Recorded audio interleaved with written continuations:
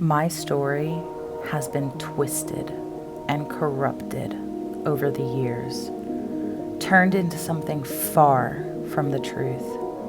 And like the truth has been transformed, so have I.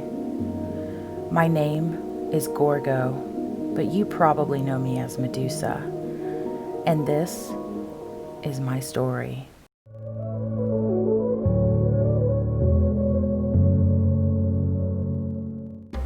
Hi loves, it's Aura. Welcome back to my channel and welcome back to a brand new video. Today we will be heading to Greece to build the ancient temple of Athena and cover a story that everyone has heard about, or so we thought. This video is a collab with the lovely MysticMagicDreamer. She made the Medusa that you see here today. I will link her video down below, so please go and check her out. Before we get into the video, I want to give a trigger warning. There will be brief themes of sexual assault in this video. I will give another warning before we start discussing that portion of the video and a timestamp if you'd like to skip it. But if you want to click off, I totally understand, and we'll link a video above that you can watch instead if you'd like. Many of you have heard the story of Medusa, the creature with snakes for hair that could turn people to stone with a mere glance. But what if I told you that this was only one story of her stories? First, we will discuss the popular story of Medusa, though there are sources that say that this story may not be entirely accurate and may have been manipulated over time. These stories will probably sound fantastical today, but to the Greeks, they were quasi-historical. Myths, as well as stories recorded by people such as Homer or Hesiod, were considered a lost heroic past where mortals interacted with gods. In classical mythology, Medusa, meaning guardian or protectress, is also called Gorgo and is one of the most fearsome creatures in Greek mythology, a gorgon. A gorgon is a mythical creature with varying descriptions, but most commonly they are in pairs of three, usually sisters, with hair made of living, venomous snakes and the ability to turn people to stone with their gaze. They are also often depicted as having wings, claws, the tusks of boars, and scaly skin. Because of their powerful gazes, their image was put onto objects and buildings for protection. The oldest gorgon image found on a building is on a temple in Corfu, which has a stone gorgon that is dated back to 600 BC. In early myth, gorgons were highly linked to some of the oldest oracles in recorded history. The oracles were said to be protected by serpents, and the gorgon image was often associated with the oracle's temples. Lionesses and sphinxes were also associated with the gorgons. It wasn't until later that the story of the gorgon was used in classical times with Athena and Zeus, bringing more ancient mythos into the classical era. In later myths, around 700 BC, Hesiod imagines the gorgons as sea demons and increases the number of gorgons to 3. Medusa and her sisters, Steno, meaning the mighty, and Euryale, meaning the far springer or the wide sea, were daughters to Phorcys and his sister wife Ceto, who were both ancient, chthonic, monstrous marine deities from an archaic world. Chthonic literally means underground, but refers to deities who lived in the underworld. Chthonic refers primarily to the way offerings were given to deities, and some of these deities include Persephone and Hades from classical mythology. The sisters were also close relatives to the Graeae, also called the Grey Sisters, who were 3 sisters who shared one eye and one tooth among them. Their names were Diano, Enyo, and Pamphredo. It is said she lived and died on an island in the Mediterranean near Turkey, called Sarpedon. The ancient Greeks would have called this sea the Western Ocean, and this was the place in which most gods lived. Virgil mentions that the Gorgons live in the entrance to the underworld. One 2nd century author said she originated from Libya, and that the Berbers created her myth as part of their religion. In ancient Libya, they had a deity called Neith, who was also a creation deity in ancient Egypt. When the Greeks occupied Egypt, they said that Neith was called Athene in Greece. Stay tuned as to why this is so interesting. Ancient Greek vase painters imagined Medusa and her sisters as monstrous creatures, but by the 5th century, artists had begun imagining them as beautiful, as well as terrifying. An ode written in 490 BC by Pindar speaks of a fair-cheeked Medusa.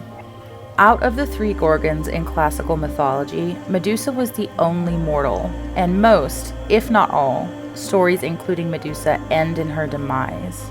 The Attic tradition, originating from Attica, regarded the Gorgons as monsters who were made by Gaia to aid the Titans, her children, in fighting the new Olympian deities. Gaia was a primordial goddess in Greek mythology and mother to all life. Interpretations of this story say that Medusa was slain by Athena, who then wore her skin afterwards. Ovid, a Roman poet in 8 AD, noted for his accuracy in recording Greek myths, recorded the most well-known Medusa myth and one that most people hear to this day. He states that Medusa was the only Gorgon with snakes for hair and that the snakes had the ability to turn anyone who looked at them to stone. But she wasn't born like that. It is said that Medusa was a beautiful woman and priestess to Athena, one of only 3 virgin goddesses, and when Medusa slept with Poseidon, breaking her vow of celibacy inside of Athena's own temple, Athena cursed Medusa, swapping out her golden locks for serpents, since it is said that Poseidon found her hair arousing.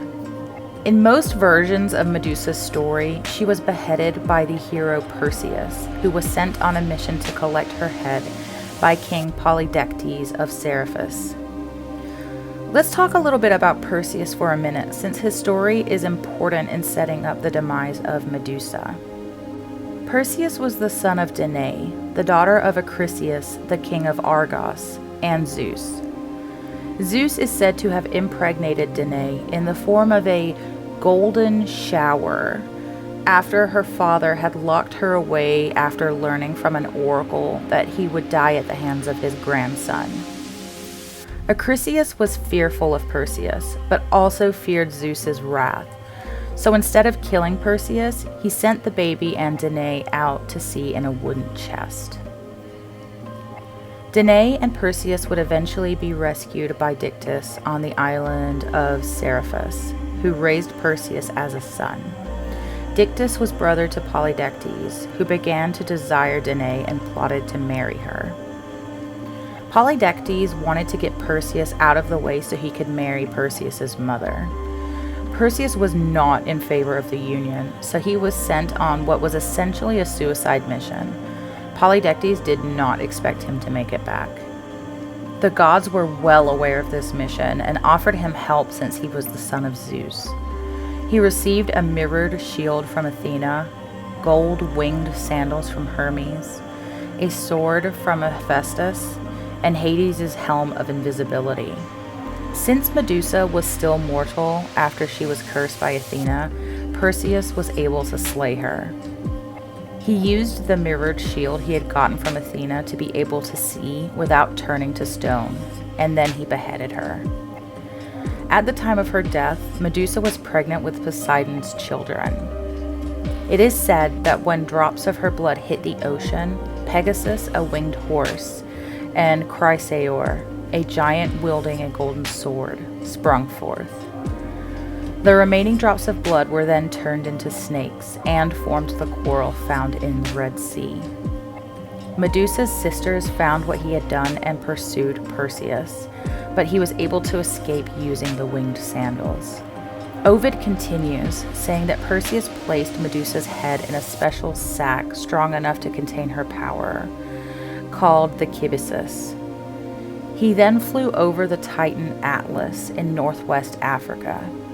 Atlas was a Titan condemned to hold up the celestial heavens for eternity after the Titanomachy, or the battle between the Olympians and Titans, in which the Olympians won. Perseus asked Atlas if he could rest for a while, and his request was refused. Knowing that he could not defeat the Titan with brute force, Perseus used Medusa's head to turn him to stone. This is the myth of how the Atlas Mountains were created. Later, in Perseus's return home, he encountered Andromeda, the daughter of the Ethiopian king Cepheus and his wife Cassiopeia. Perseus rescued Andromeda from the sea monster Cetus, who was sent by Poseidon to exact revenge on Cassiopeia for saying Andromeda was more beautiful than the Nereids, one of which was Amphitrite, Poseidon's wife. Cetus was turned to stone with Medusa's severed head. Perseus also used Medusa's power on Phineus, Andromeda's uncle whom she was betrothed to, as well as Proetus, the usurper of the throne of Argus. Perseus returned home to find his mother being forced into marriage by King Polydectes, so Perseus raised Medusa's head and turned Polydectes into stone. Dictys also took the throne, and then after this, Perseus gave Medusa's head to Athena, who placed it on her shield, the Aegis. Heracles, you probably know him as Hercules, is said to have obtained a lock of Medusa's hair from Athena. He gifted this to Sterope, the daughter of Cepheus, king of Tegea in Arcadia, as protection for the town of Tegea against attack. Locks of Medusa's hair had the same powers as the head, and when they were exposed, they were supposed to bring up a storm, which caused enemies to flee. Okay, so since that is the story that most people know about, what is the other version? It is believed that Medusa was born on an island in the Mediterranean, but her parentage is unclear. She was an incredibly beautiful woman, and this drew a lot of attention. Despite this, she chose to serve as a priestess of Athena and dedicated her youth and life to training to be a priestess. Athena found Medusa wanting to be her priestess as a great bonus, because even though she was beautiful and drew a lot of attention from people, she still chose to serve Athena before all else, and drew many people to Athena's temple in hopes of catching a glimpse of Medusa. The two main requirements for being Athena's priestess were that Medusa had to be a virgin, and she also had to dedicate her life to the goddess, essentially choosing a life of celibacy. She still maintained a lot of attention due to her beauty, but she was steadfast in her dedication to Athena. I'm going to pause here and give that warning that I spoke about earlier. If you'd like to skip ahead, I will put a time up on the screen that you can skip to. Not only did Medusa attract the attention of mortals, but also the gods. Poseidon, who was rival to Athena and embattled in a bitter feud with her, saw Medusa one day as she was walking on the shore and lusted after her. She rejected all advances he sent her way, but that would not stop him. He decided to humiliate Athena by raping the priestess on the steps of her own temple. When he was done, he vanished, leaving Medusa on the steps. There, she prayed to Athena for guidance and forgiveness. Athena was furious, thinking that Medusa had betrayed her vows. It could also be said that she was furious at Poseidon, but due to him being a god and essentially untouchable, she lashed out at Medusa instead. She cursed Medusa, changing her beautiful hair into snakes and making it so no man could ever look at her again. After that, she banished Medusa to a faraway island. Many men were sent to kill Medusa, which only fueled her rage at the gods. Any person who stepped foot on her island was marked for death. This brings us back to Perseus, who was the person who eventually slew her. Medusa's image has been used for centuries for various reasons. In ancient times, her image was used as protection, very similar to the evil eye. Like most myths and legends from ancient times, her image was used in pottery, paintings, sculpting, and more. Her image varied, sometimes being a grotesque monster, and in others, a beautiful woman. Famous artists such as Leonardo da Vinci and Salvador Dali, and many more, have painted scenes from Medusa's story. There have been plays written about her over the centuries, and Medusa has featured in many films. Her image has also been displayed on flags such as the Sicilian flag and a coat of arms for a village in the Czech Republic. Medusa has also been honored by being named in over 66 scientific names, most of them snakes and hydrozoans. In the 1940s, Freud had an essay published posthumously entitled Medusa's Head. In the essay, he goes all, well, Freudian, and explains that Medusa's decapitation was a fear of castration, along with some other Oedipal explanations, and yeah, I'm gonna leave it at that. In modern culture, she has been adopted by the feminist movement. In the 1970s, she was used as an image of female rage and has been used in the hashtag #MeToo movement because of the victim blaming in one of the legends.